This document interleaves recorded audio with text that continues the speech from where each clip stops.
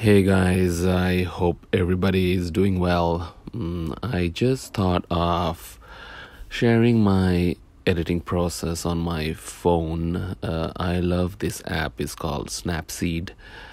It's by Google and is for free for anyone to download.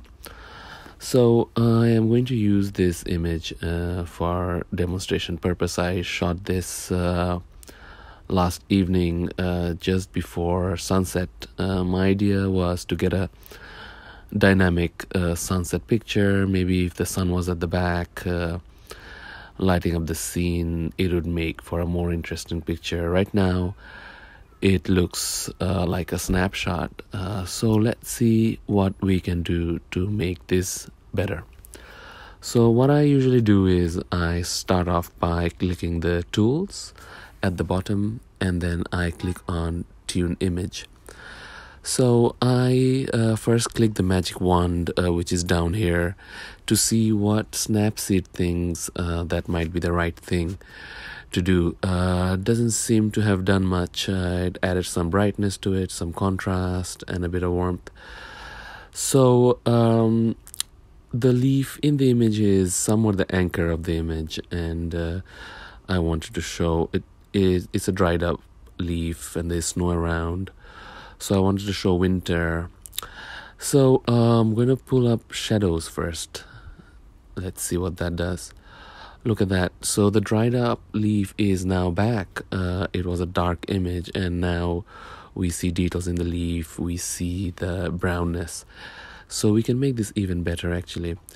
So the next thing what I'll do is go into highlights and pull it down all the way.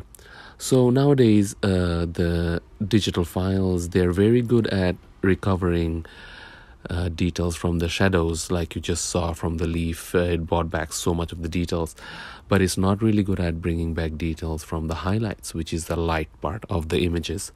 So when you shoot an image, it's best to expose it for the lightest part of the image, because you can recover shadows from the dark part. So when you pull down the highlights, you'll see we are getting some clouds back here. See, the details are back. So this image looks good already. And let's see what else we can do. So the auto tune added some contrast. I think I'll leave it somewhere here. It does look good. The shadow looks good too. The ambience, let's see what that does. Yeah, it's adding a bit more punch to the image here, so I am going to add a bit more of that. We all like punchy images on Instagram, so let's see, we'll keep that here, and then I'm going to accept those settings. The next thing what I might do is I'll go into the details to add a bit of sharpening, because since we are lacking that great sun in the back, I still want some drama in the cloud. So I'm going to add some structure to this image so that the clouds are more defined. Don't worry if the image is breaking up. People don't see the pixels in a small screen really, and when it's shared on Instagram, it just looks good all at once when you look at it, and then nobody's going to pixel peep every pixels on your images, so don't worry too much about if the file is cracking up. And then we can add a bit sharpening here. I will accept that. Okay, I'll click on tools again, and this time I will go into the curves, is the third menu here. And what I do is I usually turn off the graph and I go clicking on some of the presets that comes with the curves menu here. So this is actually to taste, so whatever color that speaks to you, you could go with that. Just trying to choose something that looks good in my eyes. This is completely subjective, so it's all you here.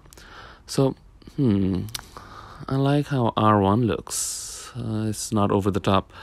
Let me turn the graph on to see if I can play around a bit. So don't be scared to make this preset yours. Just play around with the graph here to see what it does. If you want to make it brighter, think I like it as it is, and I'll just leave it here. Okay, so the next thing is what I'll do. I remember the sky had a bit more pink in it. Even though it was quite cloudy, the sun was going down and it was causing some colors. As you can see, there's a little bit of pink here already. So I want to bring that up the way that I remember it was.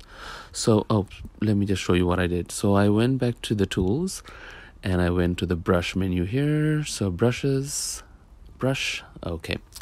Now I'm going to select saturation. Here is the last one on the right. Saturation, and I'm going to bump the saturation down, say to +5, and I'm going to paint over the little part here, make it a bit more pink. It's going to be so subtle, guys. Really, you're not going to see it, but the point is not to make it look over the top, because I don't want it to look HDR, and so yeah, I think I kind of like it there. It might have done nothing, but it's enough. Now let's see. I will go back to the tools and I'll go into selective. So let's click on selective here. I'm going to select the leaf. I'm going to make the radius a bit smaller. And then I'm going to add a bit of brightness because our eyes always go into the brightest part of the image. So since the leaf is somewhat the anchor of the image, I'm going to brighten it up a little bit more here. Okay. Maybe add a bit more saturation for that Instagram pop. And then structure adds a bit more of sharpening on it. We could put a bit of structure there. And then I will accept that setting.